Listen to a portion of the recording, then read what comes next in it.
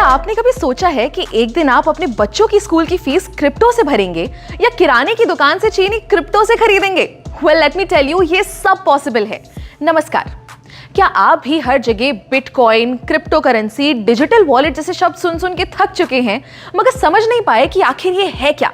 Don't worry, मैं पलक यादव आपको बताऊंगी कि आखिर ये क्रिप्टो क्या है। जी के डिजिटल शो में हम बात करेंगे आज डिजिटल मनी की। पर सबसे पहले जानते हैं कि ये पूरी क्रिप्टो की दुनिया आखिर आई कैसे।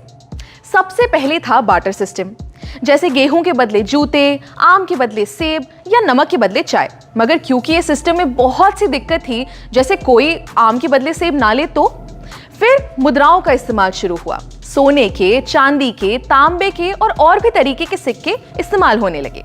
पार्टीशन से पहले भारत में दमड़ी, टका, पाई, आना, दमन्नी, चवन्नी, अठन्नी और रुपए के सिक्के चलते थे। मगर सिक्कों के भारी वजन की वजह से उनको लेकर इधर उधर जाना बहुत मुश्किल होता था, इसलिए पेपर करेंसी यानी नोट आना शुरू हुए। अब नोटों का इतिहास तो हम जानते ही हैं।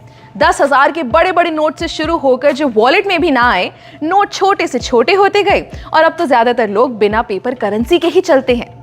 आज से 5-6 साल पहले किसी ने सोचा भी नहीं होगा कि सिर्फ एक क्यूआर कोड को स्कैन करके किसी को पैसे भेजे जा सकते हैं।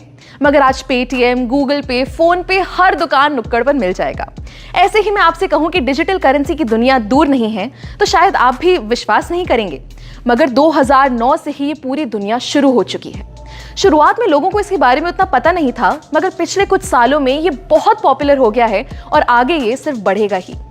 मगर ये डिजिटल करेंसी या क्रिप्टो करेंसी होती क्या है? डिजिटल करेंसी एक वर्चुअल करेंसी है, यानी जिसे आप इन नोटों की तरह अपनी जेब में नहीं रख सकते। ये हमारे ऑनलाइन वॉलेट में रखी जाती है, यानी बिना किसी झंझट के आप इसे कहीं से भी एक्सेस कर सकते हैं। अच्छा, इसी का दूसरा नाम कह सकते हैं क्रिप्टो करेंसी। Crypto currency. अब करेंसी का मतलब तो हम समझते हैं पैसा, मगर ये क्रिप्टो किस भला का नाम है? क्रिप्टो मतलब छुपा हुआ या जो सीक्रेट हो, यानी कि आप क्रिप्टो करेंसी से अपने पैसे की जो भी ट्रांजैक्शन करेंगे या लेन देन करेंगे वो सब छुपा हुआ होगा और सिक्योर होगा।